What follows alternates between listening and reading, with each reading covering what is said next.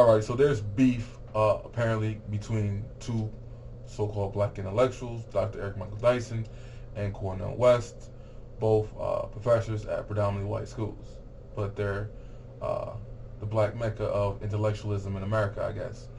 But Dyson has finally responded in his long-winded 10,000 page essay. Should be in the link in the description box, where he's finally clapping back at Cornell West for some of the accusations and character assassinations that he's been throwing at him over the years, for the last 5 or 6 years. And a lot of people are pontificating on why now, why did he wait so long. I've heard things range from the fact that, West is in the Clinton crowd and in with, that whole thing with Bill. And now that there's a new election coming up and a possible regime change, that, black intellectuals are trying to, trying to get in there where Dyson isn't in there. And if Dyson is trying to do that, that would only prove West's point to be even more valid, because I met, Dr. Dyson came to one of the schools in my city before the election. I think it was '07 when he came, and I had respect for Dyson in that instance, because even though he was, he did let us know he's Team Obama, right? He broke down so many things that I've never seen, or you would never see him say publicly on MSNBC or whatever. Like, he broke down verbatim how, the Clintons pimped, bamboozled, and used the black vote, from Clinton going into black churches with the saxophone, all that. He broke all that down. He even kept it real and gave his opinion on, neither party really focuses on our interests. He used the analogy that, black Republicans don't want you at the table, and the Democrats give you scraps. They let you get the bones or whatever. So his level of realness to me was different than, what I see him doing on television when he's on MSNBC, when it's the stereotypical, the Republicans hate blacks, gays, and they're homophobic, and, they hate poor people, stuff like that. And everything is misogynist. He's made some comments, being a quote-unquote pastor, obviously sort of self-ordained, but some of his views on, the Messiah, referring to him as being homosexual because of the situation with him and his disciples. Like, he said a lot of foul stuff that, that I see on TV that I have absolutely no respect for, and he plays into the narrative of, it's all everybody else's fault for the conditions that certain people are in, and there's no level of personal responsibility. So basically, what I'm saying is, from when I heard him speak at that, when he came to the school, is completely different than what I hear from him on MSNBC, or when he goes on CNN or whatever. He spoke more like the way Cornel West is speaking about him and about Obama. So I'm going to play a clip to show you what happened a few years ago. I think this is 2010 or whatever, where this is where they were still buddies. This is where they still agreed. This is where, I had respect for Dyson, because he was being genuine to what he was saying when I first encountered him in person. He was holding the president accountable. He was pointing out a bunch of the nonsense and not trying to give him any excuses. But apparently something did change from that narrative. But I'm going to show you the clip. I even have a video on my page. The audio from my clip wasn't good, but I'm going to re-upload a different audio where he broke down, like, Obama, you have to address race. Every other politician has. And I'm saying I don't agree with West or Dyson politically, period. One is so have some pretty strong communistic views. The other has some more strong socialistic views. So when it comes to the ideology, I don't agree with either one of them. I don't think the way they think the world should operate or work is going to work. But I do respect if you are a leftist, and when your politician or your leader, somebody you cape for and raise money for, and got out there and voiced, you should take this guy, when he's not doing those things that he ran a campaign on, you have to hold him accountable. And it seems that Dyson was once an individual who did that, but again, it seems like something happened where that changed. So which brings me to the point of the article is, if you read the 10,000-page essay or whatever, the book he wrote, you know, I have no reason to read it. I've just skimmed over it, and I listened to commentary on what was in it, and everyone has concluded that he did not say that any of the things that Cornell West is saying is wrong about Obama. He can't say that. But he's more upset at, you know, the ad hominem attacks, the name calling, you know, referring to the president as the black face of the republic or stuff like that. He's more, you know, he feels some type of way at his delivery, right? Which is, my opinion on that is, well, even if somebody has something to say that's nice, if they put it in a nice way, if you don't agree with it, you're still not going to accept it. So I think, yeah, delivery does matter in most instances, but if what the person is saying is true, you have to kind of look at yourself and examine and say, well, damn, I didn't like the delivery, but what you're saying is right. And I don't think Dyson has done that. But I'll play this clip real quick of Dyson. I think it's at a black, what is that? One of those black summit meetings, which that bothered me too, even watching that, was seeing that, like, that was supposed to be speaking for all the black community and all that, and everybody there had leftist views. There was no diversity of ideology among even black folks. So it even questions, do black folks who have a conservative point of view or a libertarian point of view even have a place in that environment? From that situation, it doesn't seem like they do, because there was no diversity of opinion. But let's listen to how Dyson spoke, at least when I met him, when I heard him speak for the first times. It's not how he speaks now on MSNBC. He might switch it up now that he's writing a book for the president, and the president's out the window, and there's a regime change, so to speak, and he might, you know, throw shade at Obama now that, you know, he wants to be Team Hillary.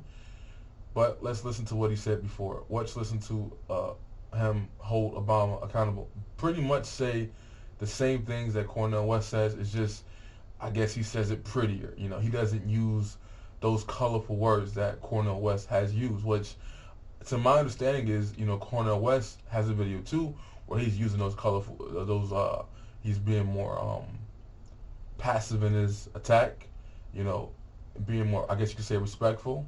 But apparently that didn't work, and he felt the need to go ham. But let's listen to far down the field, he can push the ball. Maybe our expectations of him as the first are unreasonable. Well, Tavis, that's ludicrous, as Mike Tyson might say. And because everybody, you know, I was the first, so I wanted to be calm and reasonable in articulating my viewpoint. But you know, I'm fired up right now. All right, and I'm gonna just take half a minute more because I want to say this. First of all, he is the first black president, but we got to remember that Jackie Robinson was the first. Jackie Robinson wasn't the best ball player. He was the best ball player suited to exist under the conditions that white folk would impose upon him. So I'm not suggesting that Mr. Obama is not a brilliant man. I knew him earlier than most people in this building, since '91. I was with Obama when most people who were black were with Hillary Clinton, when they were calling him Barack Obama. I knew who he was. I loved him. So I take second seat to no one. I love him. I love him walking down Air Force One. I love how he walks down and hollers at people. I love how he looks at black folk. I love how he looks at white folk. I love how he gives that Negro intimacy that is communicated telepathically. I love all of the symbolic gestures that are articulated from Obama. But at the end of the day, he's Jackie Robinson. I'm waiting for Willie Mays to come behind him because Willie's got a hell of a thing. Number two, how you gonna say you just the president of black folk? No, Sherlock. We didn't know that. Of course we knew that. I'm the very person who said he got to holler at white folk and wink at us. So don't tell me that I didn't understand that you had to engage in code switching, which is the predicate for acceptance in the larger circle of white supremacist logic, so that you could then get in with a black voice. But don't get up in there and become who you said you were against to begin with. Your point is that, and I'm not talking about black versus white, I'm talking about right versus wrong. So my point is, you are the president of everybody, which includes me. I am from America too. I'm from Detroit, Michigan. That's in America. New Jersey ain't got to be New York to be part of America. I ain't got to be white to be part of America. Latinos asking them for something, and they got something. Gay and lesbian said, don't ask, don't tell, changed it. Jewish brothers and sisters said, deal with Israel, deal with it. All of those are specific entities. Why is it when it comes to Negroes? Why is it when it comes to black folk? All of a sudden we are persona non grata. I tell you, Mr. Obama, to deal with the black agenda is what every president before you had to do. How you gonna be any different? Abraham Lincoln had to deal with race. George Washington had to deal with race. LBJ had to deal with race. How come you the first president that ain't got to deal with race? It wasn't a black president who passed the Civil Rights Bill. It wasn't a black president who passed the Voting Rights Act. It wasn't a black president who passed the Fair Housing Act. It wasn't a black president who dealt with fair housing. It wasn't a black president who dealt with affirmative action. You gonna be like every other president, deal with race. If you want to be great, deal with the Negro question. Now let me say. All right, so if you look at this conversation right here, you have all these so-called black leaders and people who are important at this summit. I forgot which one this was called. But you got Jesse Jackson right there. You see him in the corner. You got a bunch of people. I don't even know who the women are. But you had Farrakhan's there, Jesse Jackson. You got Travis, Cornell West, and Dyson are all there at this table. So this is at the point in time when everybody's still together. Now, I'll say this real quick. I don't agree with their ideology. I don't agree with they have leftist, communistic, socialistic views on how the world should operate and how black people should get out of the situation that they're in. I don't agree with their views. However, I can respect if you're holding a person who claims to share those views and you elected him because he had ideas that weren't status quo, that weren't establishment. You know, when he attacked Bush, Obama excoriated Bush for his implement of, you know, NDAA and wiretaps and all those things. And it's like, well, Obama as a senator excoriated Bush for doing that, but as a president, he put that same program on steroids and went from just targeting terrorists to targeting everyday American citizens, where everything we say on our cell phones and, you know, your Xbox cameras and your webcams, the NSA can look at and read all that information under Obama's administration. So when you let that get a pass, that's a problem. That's what apparently the Melissa Harris, two last names Perry's, the Goldie Taylors, the Karen Finleys, I guess you can even say what's her name, Soledad O'Brien's, you know, the Torres, the Al Sharptons. A lot of these people, you know, were given positions, you know, at MSNBC or CNN during the Obama administration. Many of them are gone or going to lose their positions now that, you know, the half-black president is no longer going to be in office, so they don't need any of these waffle-colored black folks anymore. They have a colorism issue over there at MSNBC. There ain't no dark-skinned folks working over there. But all those people, you know, chose the side of, you know, protecting the president and giving him a pass and not holding him accountable for anything. And, you know, that's, you know, I can respect if you are a person who holds that person accountable. When they start getting out of line, when they're not doing what they said they would do, you got to call them out on that. And that's exactly what it seems Brother West did. And he told Obama from day one, before the election, I'm going to be your biggest critic. I'm going to be your biggest fan. I'm going to hold you accountable. You're not going to get a pass. You know, he has to do that. And that's exactly what Dyson did in his little speech right here.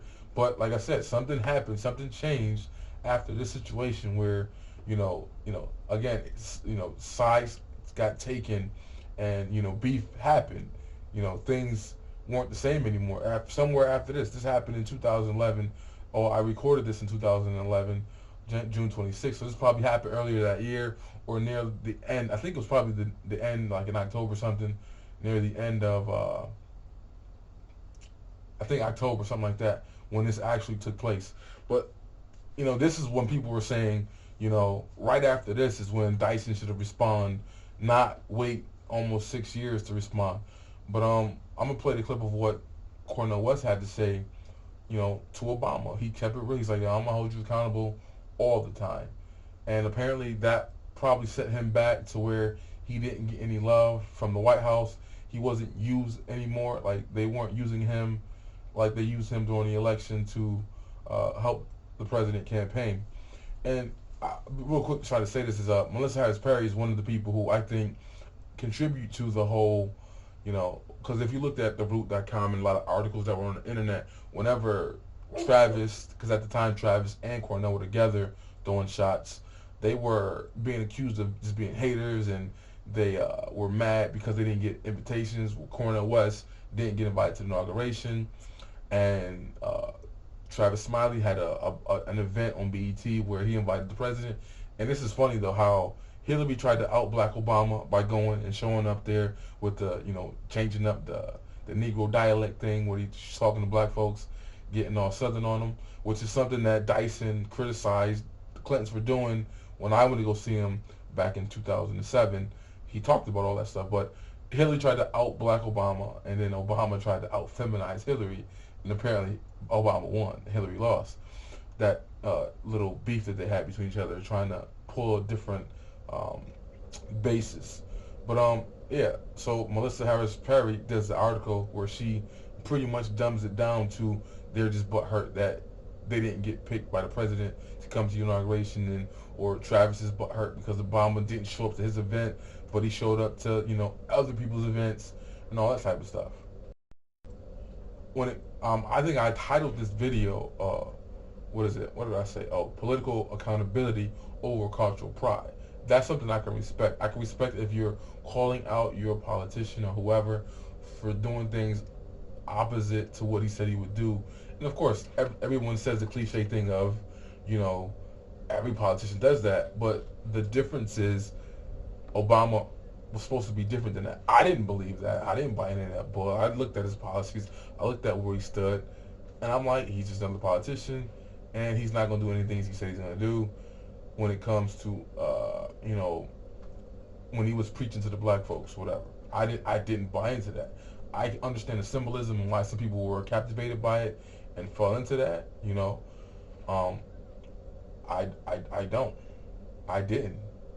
And that was a point that I think Dr. Boyce Watkins made, that was like, yo, if you're going to be just a stereotypical politician, bullets, banks, bombs, Princeton, Harvard, and Yale, that whole scenario, if you're going to be like that and bail out Wall Street and bail out the bankers and then, ignore Main Street and all that stuff, even though you ran, the whole idea was you weren't in, corporate interests didn't have you backed, and you won on grassroots and the people came out there and supported you.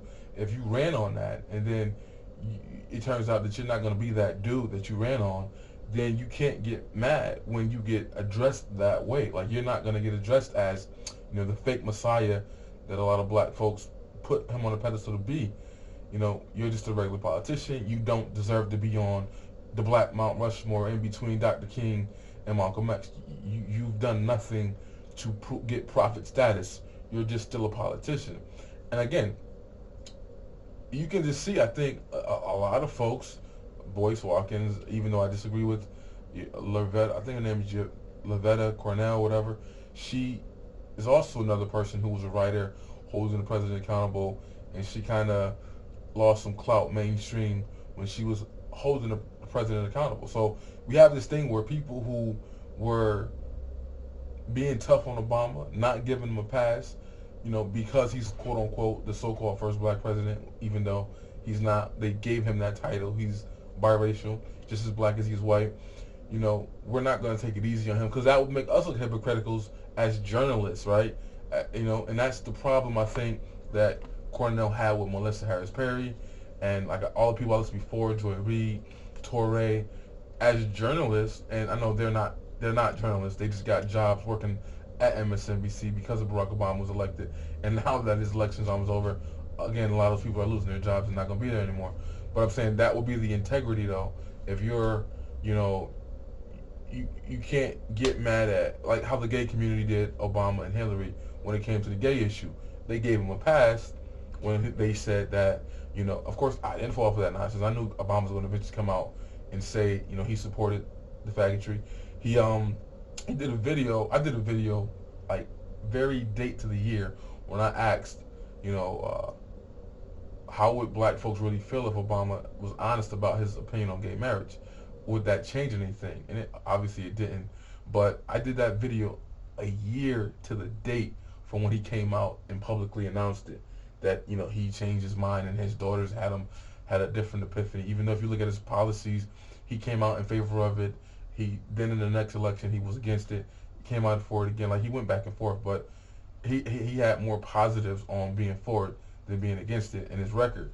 So, I knew that he was going to eventually do it anyways. But I'm just saying, like, how does the gay community let Obama and Hillary get a pass from the attacks of being homophobic and hating gays and wanting to discriminate and stop people from who they love?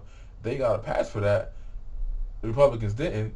So how is it that Obama gets a pass and he gets a pat on the back for saying exactly the same thing that every Republican almost has said?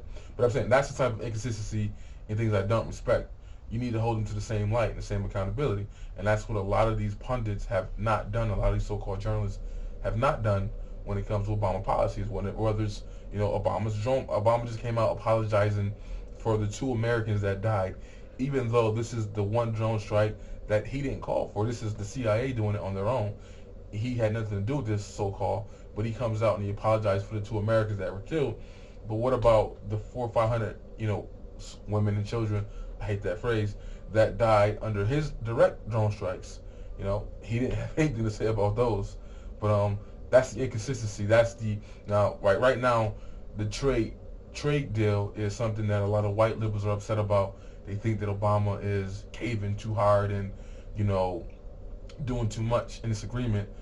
They're holding him accountable on that, right? But when it comes to other deeper issues, they've all given him a pass. When it comes to issues that, Bush got excoriated for, whether it be the spying, the wiretapping, NDA, all those things, they gave him a pass. There was actually one female who was at the White House protesting for Bush for, sending us the war that we should never went into. And, her son died in that situation. Woman lost her husband. She divorced him because she let that death of her son, really get to her. But the media, the liberal media, did not cover the fact that she was right there and standing in the same spot whenever Obama went to Martha's Vineyard, doing the exact same thing she did against Bush. Again, consistency. I can respect that. But the journalists and the media did not cover her, keeping her same, the same stature she's had for Bush, for the wars, she kept it for Obama. So this is Cornell West a year after Obama was elected. So this is like before even the situation happened with what I played before this video with Dyson at the table with all these other so-called black leaders. But this is him off the bat from day one saying, yo, you're smart, you're brilliant, I love you, blah, blah, blah. But let's look at what you've done policy-wise, and I'm going to hold you accountable. But this is his version of what Dyson did without all the $50 words, with $5 worth of information. That's what Dyson does, man. I think he's an intellectual dick. Because 90% of people who he's speaking to, they can't comprehend or understand what he's saying, and there's no substance behind it. But this is a more subtle version of that from Dr. Cornell. My dear brother, President Barack Obama, I salute your unprecedented historic victory. Just a year ago, we were there celebrating on the Mall, and here we are 12 months later. And I must say that despite your brilliance, despite your charisma, I'm disappointed when it comes to the fundamental question, which is a question of priorities, a question of urgency. How deep is your love for poor and working people? We need democratic policies, not technocratic policies. Your economic team has little or no concern about poor and working people. Job creation is an afterthought. You say the recession is over, but 10.2% of our precious citizens are still unemployed, and many of those have given up working. How deep is your love for poor and working people? Don't be seduced by the elites. I applaud your brilliance. I applaud your charisma. You changed the image of America. But don't simply be the friendly face of the American empire. Many lives hang on your courage, and you cannot do it alone. Like Abraham Lincoln, who needed the abolitionist movement, like FDR, who needed the labor movement, You need a progressive movement to push you. That's what I plan to do, but you have to be receptive. You are in a tough situation. I understand that. But as you recall from the discussion that we had 2 years ago, if you cannot keep alive the legacy of Martin Luther King Jr. and Rabbi Abraham Joshua Heschel and Miles Horton and Dorothy Day and Cesar Chavez in the States and connect it to the empowerment of those Franz Fanon called the wretched of the earth, you will end up just another colorful caretaker of an empire in decline and a culture in decay. I believe, like Martin King, that democracy can be reinvigorated, can be revitalized, but it takes courage. You can't just cut deals. You have to take a stand. You have to have backbone. So I wish you well. Continue. I will continue to put pressure on you, loving pressure, because in the end, it's not about you, it's not about me, it's not about any isolated set of individuals. It's about forces that will ensure that poor and working people can live lives of decency and dignity. Bless you, my brother. You stay strong. All right, so this is what it seems like. It seems like it's Cornell West versus everybody in this picture, right? Pretty much. Al Sharpton, also got a job on MSNBC. Had problems with taxes and fines and things like that, and all of a sudden, he's doing better. Melissa Harris Perry, she, got her position on MSNBC, doing her Sunday show, and she's not a journalist either. For a time, there was Eric Michael Dyson. He had a show, he was doing the Ed Show for a while, and he had an opportunity on MSNBC. And then there's a white dude, Larry, I think his name is Larry Elders. The problem with, he's in this picture is because, this is a criticism, I guess, more of Dyson than it is of anything, because he's been very critical of, Cornell West, which people are making a valid point that, since this election, since Obama's been in office, Cornell has not been doing his scholarly work, whatever that is. He hasn't been writing any good work or doing his best work in the last few years, which, again, people can make that argument. If you're supposed to be a scholar, you need to do that. And you can look at that as saying, like, well, you want him to do that instead of being out on the street pointing fingers at your politician who's doing, not doing what he's supposed to do, and caping, like all the other folks are caping for him instead of calling him out on his bull. And I guess that's supposed to be like the dig at Dyson, because, people accuse Larry of being racist and already being a critic of Cornell West. So it's like, why would you throw the white boy in the article? I mean, in the situation, why would you cite, Larry Elder's work? Like, if this beef is just between you and him, why are you bringing the white boy into your beef? So personally, that's to me more of a dig at Dyson than it is. It's like, see what the white boy said? The white boy said you haven't been being scholarly either. So that's shady. But one thing I find odd too is Cornell West did call Melissa Harris' two last names Perry a fake and a fraud, because he saw how, when he was having conversations about poverty, mass incarceration, things of that nature, she was one, like I said in the article, who kind of dumbed it down and made it look like, he's just butthurt that he didn't get the invitation to the inauguration. And Travis Smiley. Now, what was funny is that Melissa did a whole segment, and I'm trying to find that clip for you, where she had her husband, her henpecked, let his wife have two last names husband, come on the show, and he, helped her take digs at Travis Smiley.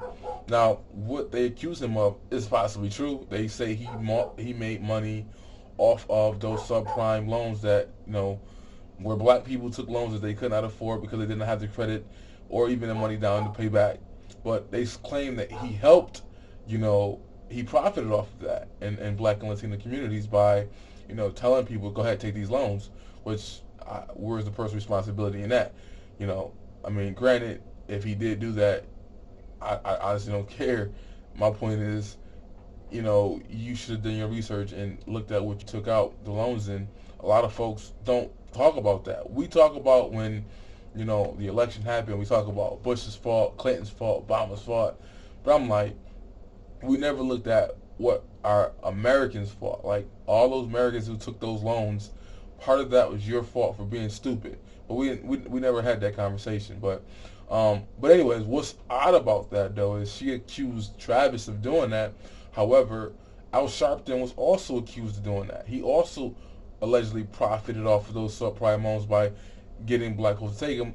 But Melissa Harris, to United States Perry, did not attack him or come at him for it, or didn't even mention him in her segment. Why is that? Why did you only come at Travis and not come at Al Sharpton when he clearly did the exact same thing? To make profit. They network with pastors, they network with community activists. They networked with Tavis Smiley, for instance, and they gave him millions of dollars to hold wealth-building seminars in black communities. And so he attracted black folks to get them to use Wells Fargo to buy homes. And so the end result is that wealth is stripped from communities, from cities, from black and Latino. So there was Melissa Harris Perry being slick, thinking she's doing something. She had a segment about the mortgage crisis and what was going on with, it was actually a Bill Clinton's policy.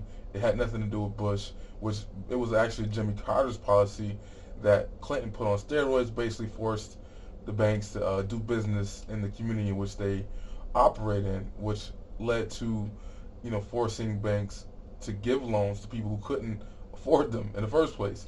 And of course, these banks, because they're guaranteed and backed by the government, they get engaged in predatory lending, which personally I believe is your responsibility not to engage in. Because what happened, a lot of y'all folks got loans that y'all could not afford, and they could not pay them back, and y'all lost your homes. The banks ended up getting bailed out. Some of them got some penalties or whatever, but they made all that money back that they got the penalties for. So basically they got paid twice. They took your loans, the government had to cover them, and then, the investments that were made, because when you buy a mortgage from the bank, it's basically, the bank uses that, and other people, like mainly China, they back those loans and they use them as investments. So the bank is getting paid either way, no matter what. But that was just, slick how she came at Travis Smiley's head, let her husband do it for her. She didn't have to say anything back, and she wanted to go at him, so she had her husband do it for him, which is whatever. But why didn't Al Sharpton get mentioned? Because he was accused of the exact same thing. Why didn't he? Because he's on MSNBC with Melissa Harris, who last name's Perry. He's one of the people that, took up arms. How did Al Sharpton go from saying he was going to cut the president's balls off to being like, up there with Melissa Harris with his own TV show with, all these major deals and crazy amount of money he was receiving, from pretty much extorting these companies, saying if you pay me, I'll keep the black community in check, and they won't protest and boycott you and bring all that negative attention. So basically he was extorting all these businesses by doing that. But I'm saying is he did exactly the same thing that Travis did, and he was not mentioned like Travis was. So this idea that they just came at Melissa for no reason is false. Melissa took shots back too with the article she did about them both being butthurt about not getting, one was not invited to the inauguration, the other was, Obama didn't show up to his Black Summit meet and Hillary did. But she really helped, put out that narrative that that's why. Because I don't know how many comments I've read, and then it wasn't just her. I mean, Steve Harvey came out and criticized Cornell West and Travis. The biggest cheerleader I seen was, I forgot his name. He's on a radio show, but he was probably one of the biggest, Team Obama defenders where you couldn't say nothing about his half-breed president. I'm going to think of his name and I'm going to come back and say. All right, so here's an example of, I guess this is the public beef where, Al Sharpton and Cornell get into it because Cornell called him up. They called each other out, went back and forth, but basically he accused him of being, how easy it is for you to, if you being too Team Obama, you can get caught up in the nonsense and the mess.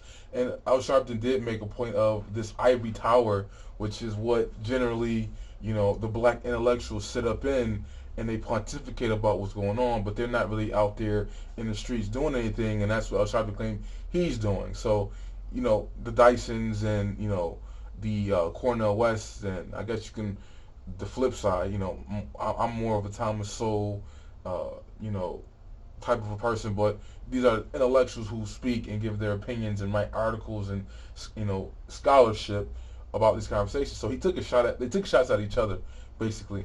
But this is a beef between them two going at it.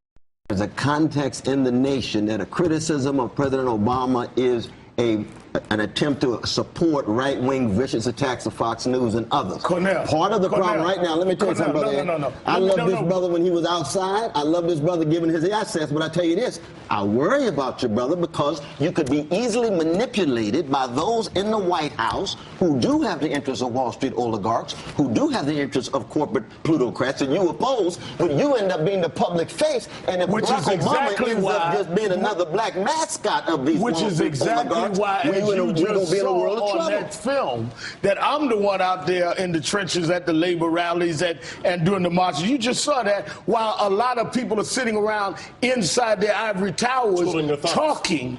Because I don't buy what you just said, Cornell. Wait a minute. When you talk about a lot of those blacks in Washington don't want to challenge the president because he's black. Because the black community does. Let me finish. They will represent those same communities when they supported George Bush on the Iraq war, and only one black woman, Barbara Lee, voted against the war. They were scared then, and they scared now. If you're scared, say you're scared. Don't blame that on Obama. Say you're scared to stand up for the people. What about that? Because for you, why did they vote for Bush? Why did they vote for Bush? Do you have a critique of Obama, or are you? No, my critique of Obama. My critique of Obama was very clear. That President Obama. You want my critique? Yes. Let me give you the critique. Yes. My critique of President Obama is he must bring about policies that will employ us equally, that will deal with our education and reform. Where's the jobs bill? Where's the jobs bill?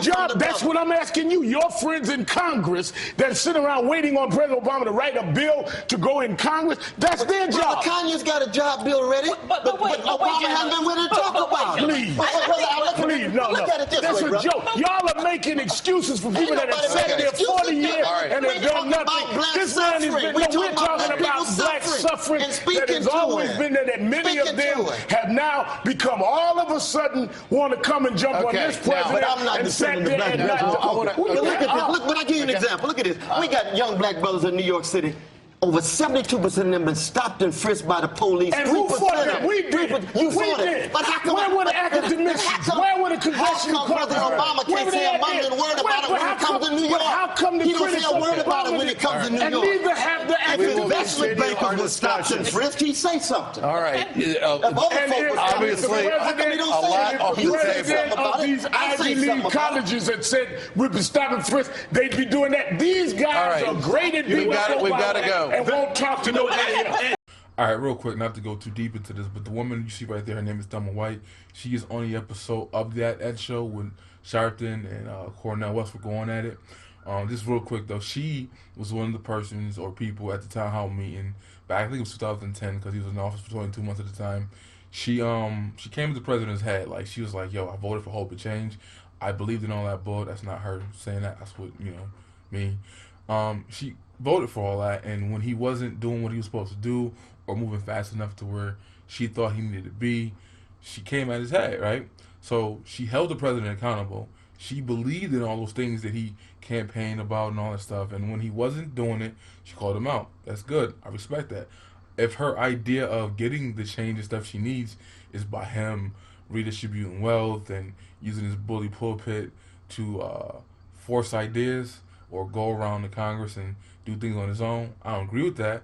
But still, I respect the fact that she called out who she elected and voted for and believed in out. The problem is shortly after this conversation, she ended up getting fired from her job. She was like at Veteran Affairs. She took control of the money or whatever. She was in an administrative position or whatever. But she lost her job after that. But after she lost her job, the news media picked her up. I mean, everybody, CSNBC, NBC, Fox News, everybody, Megyn Kelly did an interview with her. She was on the Ed show, clearly you saw on the clip before this. So everybody was, promoting her and letting her tell her story or whatever, but her stance kind of changed a little bit. It went from where in the clip that I might play, she was directly pointing at the president, like, you're not doing what you said you were going to do. I voted for you for these things. And then it changed to more of a, it's Congress's fault. He's one man, he can't do anything about it. Like, her tone changed a lot. So she's another example of a person who was publicly, coming at the president saying, like, you're not doing enough. And then she loses her job. She gets picked up on CSNBC to do some segments or whatever, but her tone changed a lot. Like, she stopped speaking in the manner of what she was speaking in the clip that I might play. And quite frankly, I'm exhausted. I'm exhausted of defending you, defending your administration, defending the mantle of change that I voted for, and deeply disappointed with where we are right now. I've been told that I voted for a man who said he was going to change things in a meaningful way for the middle class. I'm one of those people, and I'm waiting, sir. I'm waiting. I don't feel it yet. And I thought, while it wouldn't be in great measure, I would feel it in some small measure. I have 2 children in private school, and the financial recession has taken an enormous toll on my family. My husband and I have joked for years that we thought we were well beyond the hot dogs and beans era of our lives. But quite frankly, it's starting to knock on our door and ring true that might be where we're headed again. And quite frankly, Mr. President, I need you to answer this honestly. Is this my new reality? All right, so for the sake of a long-ass video, make it even shorter, I have a lot more stuff I looked up and researched or whatever. And I did make a mistake. It wasn't Al Sharpton that said he wanted to chop off the president's balls. It was it was Jesse Jackson who said it. And I'm going to leave a clip when I finish talking to Cornell West saying that, because he wasn't in the in crowd with Obama, it was easy for Jesse to just fall back and, move away and go do the political thing, where Al Sharpton wouldn't do that. But basically, Dyson wrote a 10,000-page article to complain about, I don't like the way you're talking about me. That's basically what it all boils down to, because these debates, these conversations have been going on forever. There's always been black intellectual debates. I mean, since day one, Ida B. Wells, people and all in that generation, there's so many people who aren't even mentioned or talked about when it comes to fighting for progress for black Americans or whatever you. They don't even get mentioned, but there's a lot of them. And these debates, these conversations, back and forth, if you listen to how Malcolm X spoke about Dr. King, like, he used a lot of colorful words. But and in this case, it seems that Dyson's being accused of being what Malcolm X thought Martin was, or at least some variation of that. But I call bull on the whole name calling thing is because, now these are the clips I was going to leave, but I'll probably just find the clips and leave them in the links in the description box. Is Dyson, when he came on MSNBC trying to push these liberal narratives, this neoliberalism ideology, it's like you can't say nothing about the gays, you gotta love gays, you gotta love, and then his feminist agenda, he had no problem using inflammatory language. And there's a clip actually of him, he referred to black Christians, he helped paint the picture of making black people the most homophobic people in the world. He was a part of that, crew. But then he referred to them as biblical rednecks or some stuff like that, or Klansmen, rednecks, something like that, for black folks who are Christian who use the Bible as their defense of why they don't support gay marriage or whatever. But he apologized on air in that segment, but I'm saying he still had no problem using language. Like, he's done it several times when it comes to progressive agendas. He has no problem using the shaming language or disrespectful language to another person's faith or to them directly. So I'm not buying that. So his whole argument is weak, in my opinion. He doesn't have an argument. His 10,000, he talks about how Cornell's not being scholarly anymore. But he has to interject a white dude in there to say that. Fine, he's not being scholarly. He's focused on whatever. But it all boils down to a lot of people. Melissa Harris Perry, Torrey, Joy Reid, Al Sharpton, all these people profited or got, their shields to protect or to keep black folks in line, basically, to keep black folks from questioning and calling out Obama on his bull. They've all been placed strategically. Melissa Harris Perry has a TV show, and she's a damn teacher at a university. Dyson constantly does appearances. He's also a professor. So all these people are placed in proper places to where they can intellectually counter an argument made by a Travis Smiley or anybody who calls the president out on his bull.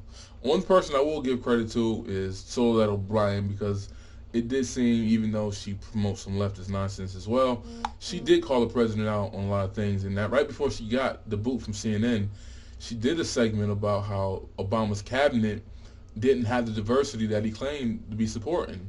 So, but she was removed after that situation. So I don't know what happened, if it was that situation or something else, but that was like one of her last few segments where she did that, when she talked about that, whatever. And there was a white liberal trying to defend him in that debate too. That was hilarious. But that's just my video. It's already long enough. I have more content. I could possibly do a part 2 if I wanted to.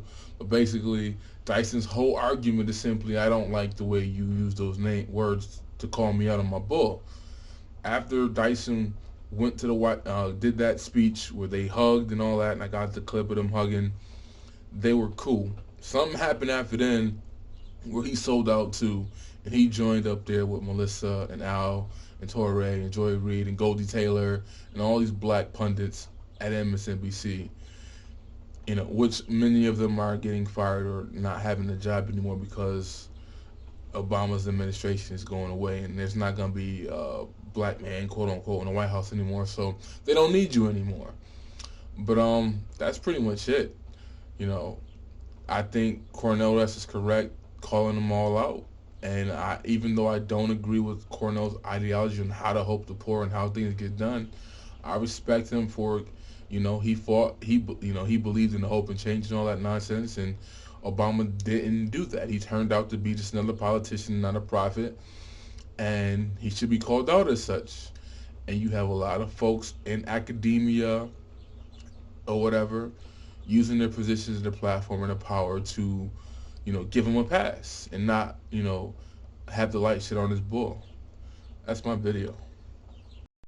Turning over in his graves, he wants people to talk about Wall Street criminality. He wants people to talk about war crimes with drones dropping bombs on innocent people. He wants people to talk about the new Jim Crow and the privatization of education and the various ways in which the well-to-do, the oligarchs and plutocrats are getting away with murder. You didn't hear that whatsoever.